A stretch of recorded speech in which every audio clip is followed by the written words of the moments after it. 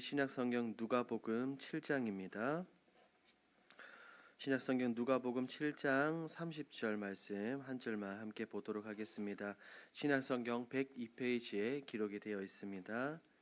누가복음 7장 30절, 우리 30절 한 목소리로 함께 읽도록 합니다. 바리새인과 율법 교사들은 그의 세례를 받지 아니하므로 그들 자신을 위한 하나님의 뜻을 저버리니라. 아멘. 오늘 본문은 세례 요한을 언급하며 그를 칭찬하시는 예수님의 모습을 우리는 볼 수 있습니다. 세례 요한은 너무나도 중요한 인물이죠. 그래서 우리가 흔히 구약의 마지막 선지자다라고 이야기를 합니다. 이런 세례 요한의 사역은 너무나도 중요합니다. 그런데 이 세례 요한의 말씀을 듣는 모든 사람들은 그의 말에 순종하지 않는 모습을 볼 수 있습니다. 왜 그럴까요? 오늘 본문을 통해 함께 살펴보도록 하겠습니다. 내용 관찰 1번입니다. 예수님께서는 세례 요한에 대해 어떻게 말씀하십니까? 주님은 사람들에게 세례 요한의 정체성에 대해서 질문하셨고 그에 대한 답변을 하셨습니다. 우리 여러분들이 아마 읽으셨듯이 24절, 25절, 26절에 걸쳐 무려 3번이나 같은 질문을 던지셨죠. 너희가 무엇을 보려고 광야에 나갔더냐? 너희가 무엇을 보려고 광야에 나갔더냐라는 질문입니다. 그들은 광야에 나간 것은 다른 것이 아닙니다. 26절에서 분명하게 말하고 있는 것처럼 선지자를 보러 나갔습니다. 그런데 주님은 이 요한을 향해서 이르시길 선지자보다 더 큰 자다라고 그렇게 말씀을 하십니다. 우리는 이 26절의 말씀에서 우리는 구약 말라기 3장 1절에 나오는 예언의 말씀을 우리가 기억할 수 있습니다. 만군의 여호와가 이르노라 보라 내가 내 사자를 보내리니 그가 내 앞에서 길을 준비할 것이요 또 너희가 구하는 바 주가 갑자기 그의 성전에 임하시리니 곧 너희가 사모하는 바 언약의 사자가 임하실 것이라. 요한은 곧 오실 예수님에 대한 곧 사역을 하실 예수님에 대한 전령이었기 때문에 어떤 선지자들보다 더 중요한 무거운 역할을 감당을 했습니다. 그 누구도 요한의 사역을 대신할 수 없었죠. 그래서 주님은 28절에서 이렇게 표현하십니다. 여자가 낳은 자 중에 요한보다 큰 자가 없도다라고 말합니다. 이처럼 주님은 공개적으로 요한에 대해서 칭찬하고 계십니다. 2번입니다. 세례 요한에 대한 사람들의 반응은 각기 어떻게 나타납니까? 이 요한에 대한 반응은 각기 달랐습니다. 요한의 가르침은 곧 회개하고 세례를 받고 하나님 나라를 준비하는 것이었습니다. 우리가 볼 때 너무나도 당연하게도 이 모든 사람들이 이 요한의 사역에 동참해야 하지만 모두가 그렇지 않았습니다. 29절 말씀을 보니 모든 백성들과 세리들은 요한의 세례를 받았죠. 그들은 깨닫고 하나님에 대한 바른 지식을 알아갔습니다. 하지만 성경이 말하고 있는 것처럼 바리새인들과 율법 교사들의 요한의 세례를 받지 않았습니다. 이는 곧 무엇라고 말합니까? 주님은 39절에서 이렇게 말씀하십니다.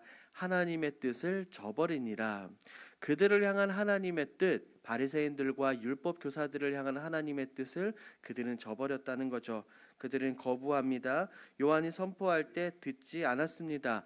요한이 그토록 강조했던 회개의 열매를 이야기를 할 때 그들은 거부를 했습니다. 결국 그들은 요한이 지난 우리가 3장에서 살펴보았던 것처럼 독사의 자식들입니다. 요한을 거부했고 그에 따라 예수님도 거부하는 모습을 볼 수가 있습니다. 연구와 묵상을 한번 보도록 합니다.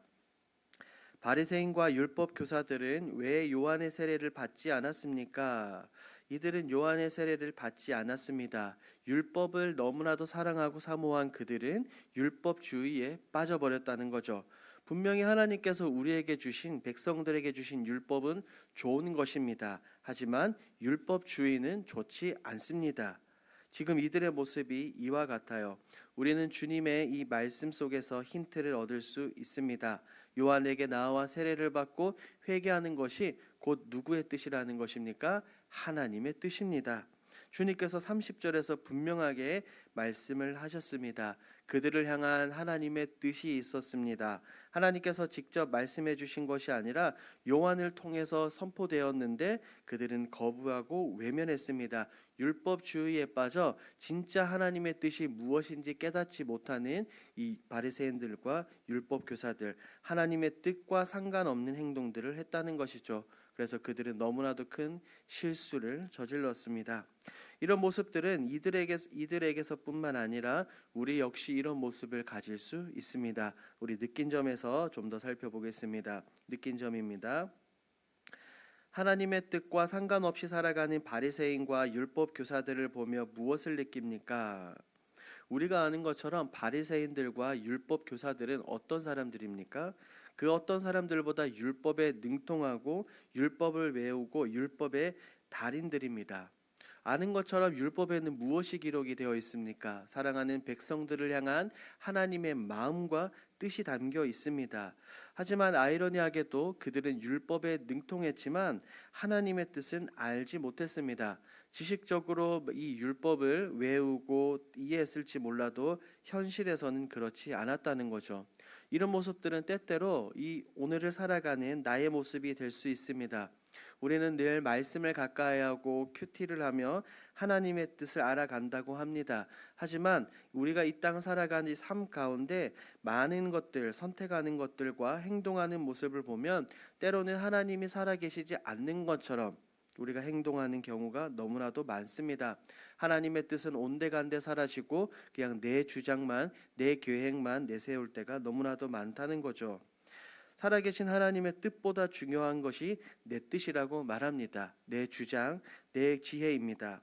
그렇게 주장하다가는 결국 어떻게 됩니까? 성경에 나오는 것처럼 이 바리새인들과 율법 교사들처럼 큰 낭패를 당하게 되는 경우가 너무나도 많다는 거죠. 그래서 우리는 기억해야 합니다. 우리는 주어진 말씀을 바탕으로 말씀의 인도함을 따라가는 주의 백성들인 줄 믿습니다.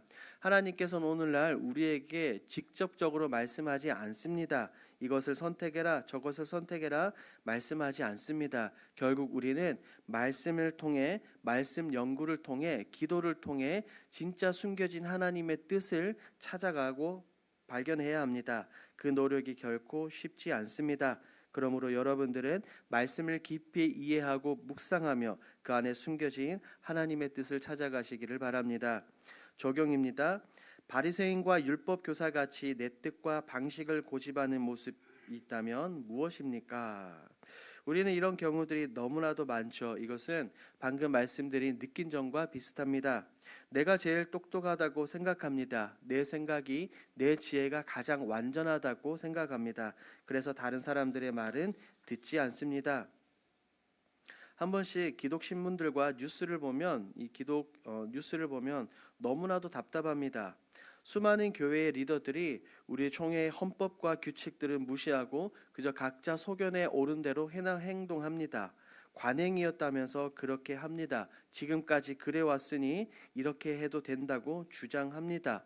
더욱이 나아가 말씀을 무시하는 경우들도 너무나도 많습니다. 말씀은 온데간데 없고 오직 나의 이익과 개교회의 유익만을 쫓을 뿐입니다. 혹여나 우리들 가운데 이런 모습들이 있는지 우리는 곰곰이 생각해 봐야 됩니다. 내가 최고라는 생각, 내가 곧 기준이라는 생각을 완전히 버려야 합니다. 혹여나 우리들 가운데 그런 모습들이 있다면 겸손히 내려놓고 진짜 말씀을 통해 하나님의 뜻을 알아가는 여러분들이 되기 바랍니다. 결단입니다. 내 뜻과 신앙의 방식을 내려놓고 주님의 뜻에 순종하기 위해 무엇을 결단하겠습니까? 간단합니다. 이것은 말씀 앞에서 내 뜻과 내 고집을 내려놓으면 됩니다. 내 생각이 가장 좋은 것이 아니죠. 내가 생각하는 방식이 가장 옳은 방식이 아니라는 겁니다. 그것을 먼저 인정을 해야 합니다. 그래야 내 뜻을 분명하게 내려놓을 수 있습니다. 그리고 내 뜻이 아닌 하나님의 뜻에 따라 살아갈 수 있습니다. 요즘 우리 교회에서 가장 많이 하는 찬양이 있죠. 주님 말씀하시면 내가 나아가리라. 주님 말씀하시면 내가 나아간다라고 고백을 합니다. 우리가 이 찬양의 가사처럼 오직 하나님께서 말씀하실 때 말씀의 인도함에 따라 살아가겠다고 다짐하고 순종하는 저와 여러분들이 되길 주님의 이름으로 축복합니다. 아멘. 함께 기도하겠습니다.